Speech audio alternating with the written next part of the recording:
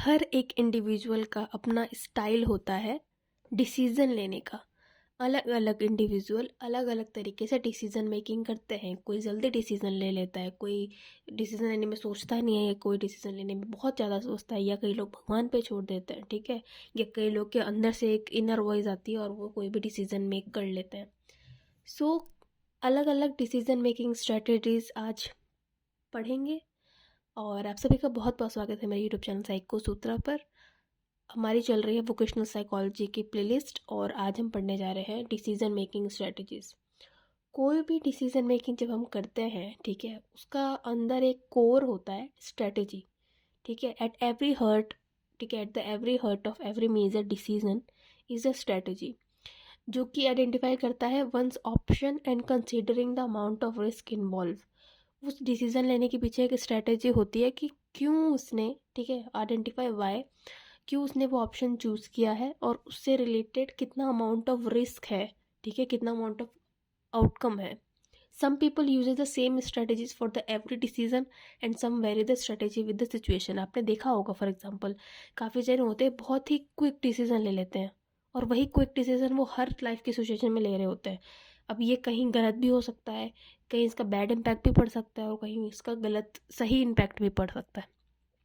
वैसे ही it is helpful to consider and evaluate how you tend to make decision. ये बहुत ज़रूरी है इवेल्युएट करना कि आपने आप जो ज़िंदगी में अपने डिसीजन बना रहे हैं वो किस बेसिस पे, किस प्रोसेस से बना रहे हैं, ठीक है। आप कौन सा स्टाइल चलाते आ रहे हैं और क्या वो सही भी है। डिसीजन आप जो लेते हैं जिस तरीके से लेते हैं, क्या वो सही भी है। तो डिंकलेज ने कुछ 9 typical types of decision making strategies, या कह लें हम कि डिसीजन मेकिंग स्टाइल्स दिया था।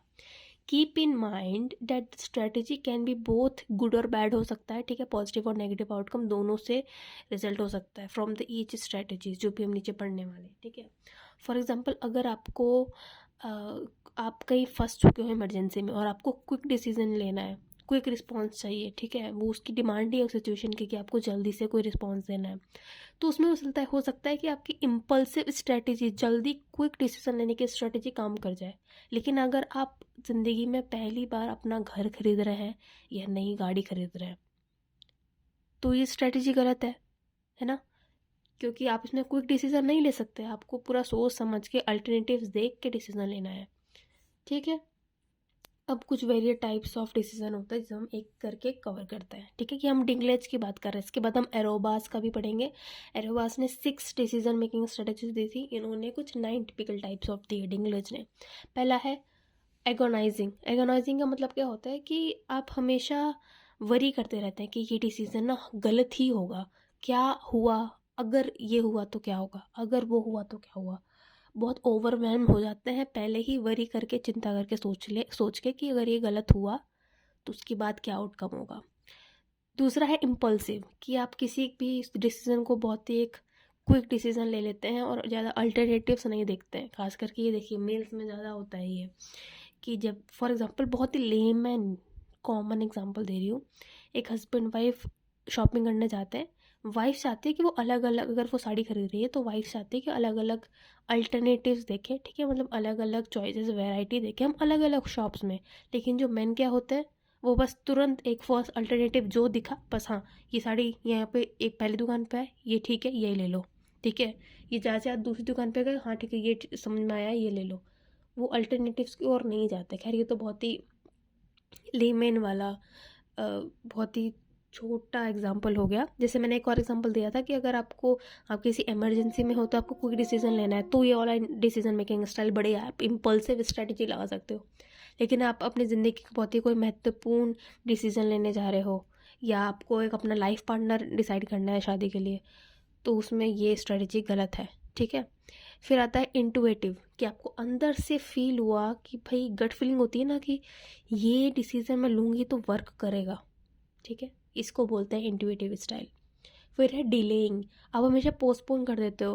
फॉर एग्जांपल कि ना यार मैं कल पढ़ूंगी, और इस सोच में डिले करते हो, पोस्टपोन करते हो उस डिसीजन को कि क्या पता कुछ और अल्टरनेटिव निकल जाए, ठीक है, या कुछ और कोई मेरे लिए डिसीजन कर ले, या हो सकता है एग्ज़ाम कैंसिल हो जाए, एग्ज़ाम पोस्टपोन हो जाए, इसलिए मैं आज ये डिसीजन है मेरा कि मैं कल पढ़ूंगी, तो हम डिलेइंग करते रहते हैं, ठीक है।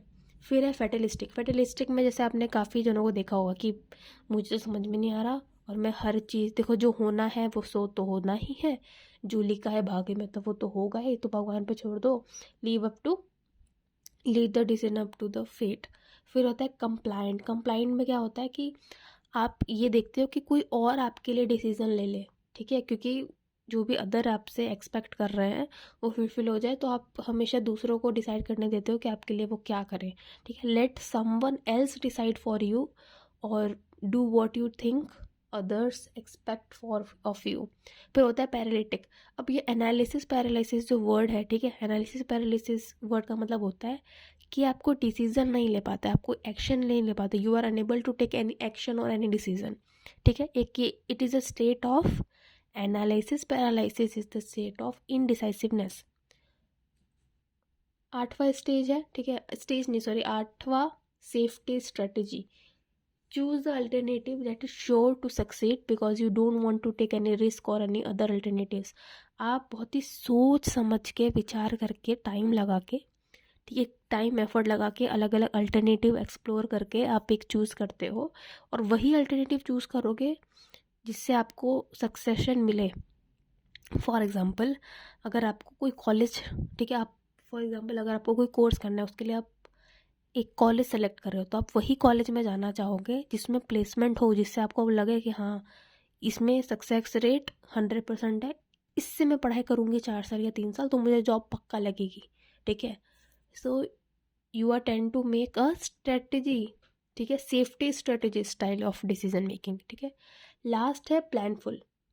प्लानफुल में क्या होता है, carefully weigh all the alternatives available and then choose the perceived best one. पहले आप पूरा प्लान करते हो, सारे अल्टरनेटिव्स देखते हो क्या क्या अवेलेबल है और उसमें से आप एक चूज़ करते हो कि हाँ ये मेरे लिए बेस्ट है, ठीक।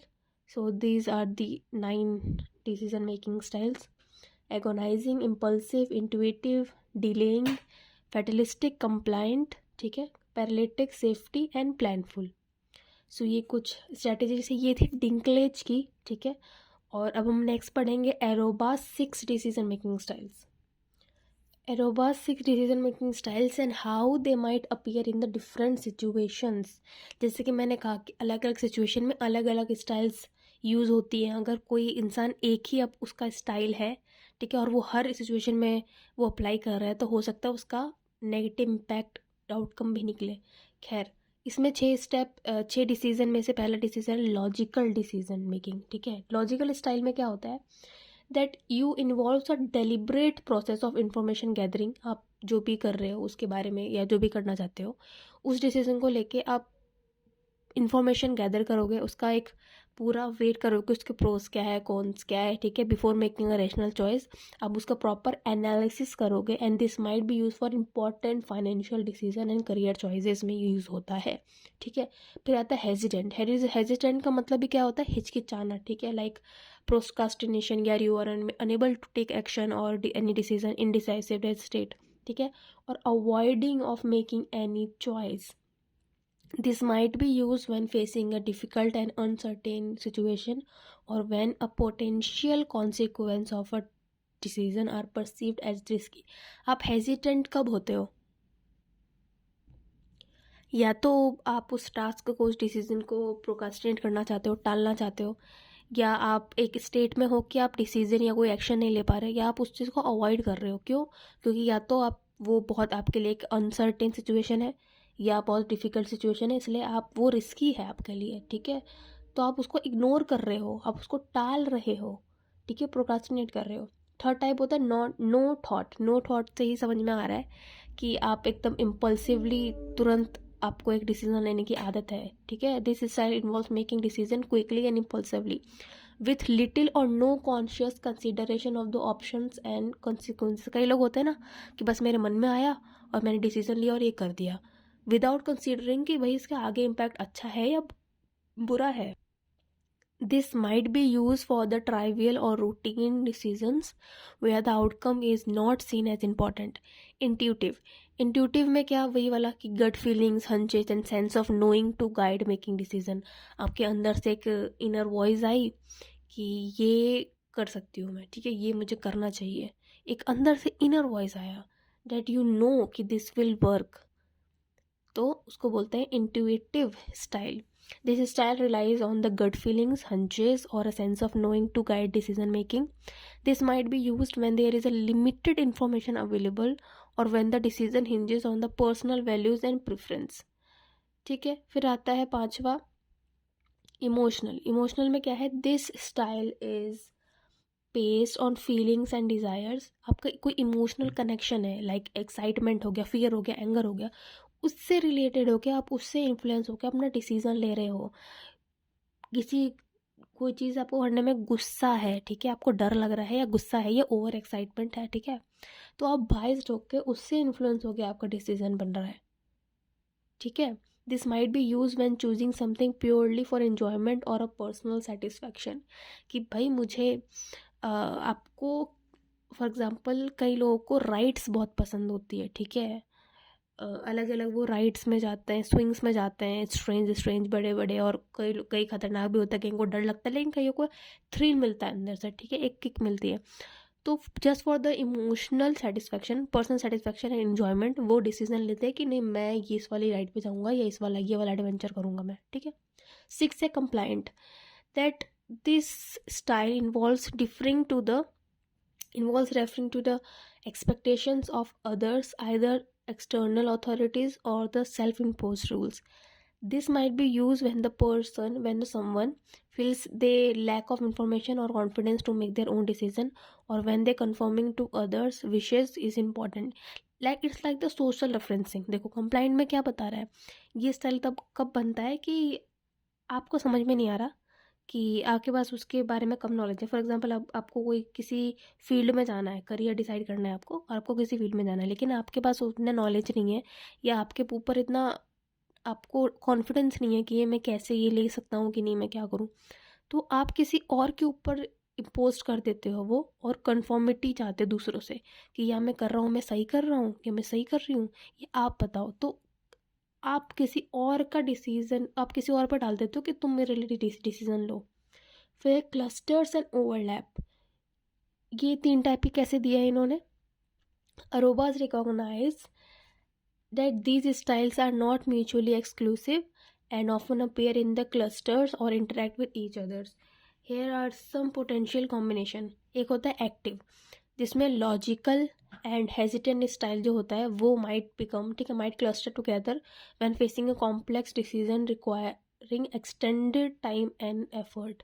इसमें क्या होता है, अगर आपको बहुत ही कॉम्प्लेक्स कोई भारी डिसीजन लेना है तो उसमें हो सकता है कि आप फॉर एग्ज़ाम्पल इंडियन घर्स में आप ये देखो कि किसी ने बोला कि मुझे इंटरकास्ट मैरिज करनी है, ठीक है. अब इसमें कौन सा डिसीजन मेकिंग, पेरेंट्स डिसीजन कैसे लेंगे, पहली बात वो पूरा लॉजिकली पूरा इन्फॉर्मेशन गैदर करेंगे, एनालाइज करेंगे, उसके घर वाले हमारे घर वाले प्रोज एंड कॉन्स क्या है, खुद का भी एक सोशली वो करेंगे, घर में करेंगे, बातें करेंगे, ठीक है, और साथ साथ वो एक हेजिटेंट स्टाइल भी करेंगे कि नहीं, प्रोकास्टिनेट करेंगे, कि होता है ना एक टैबू टॉपिक है ये इंडिया में, खासकर कि टैबू टॉपिक तो नहीं, बहुत ही कंट्रोवर्शियल टॉपिक कह सकते हैं इंटरकास्ट मैरिज, ठीक है.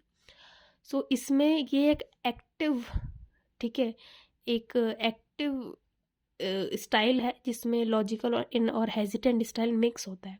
फिर आता है पैसिव, जिसमें इमोशनल, इंट्यूटिव और नो थॉट स्टाइल होता है, कि आपको मन किया कि भाई ये मेरा मन कर रहा है एक्साइटमेंट करने का, अंदर से अच्छा लग रहा है मुझे और मैं क्विक डिसीजन लूँगी, ये मैं करूँगी, इसका मतलब होता है पैसिव अंदर से.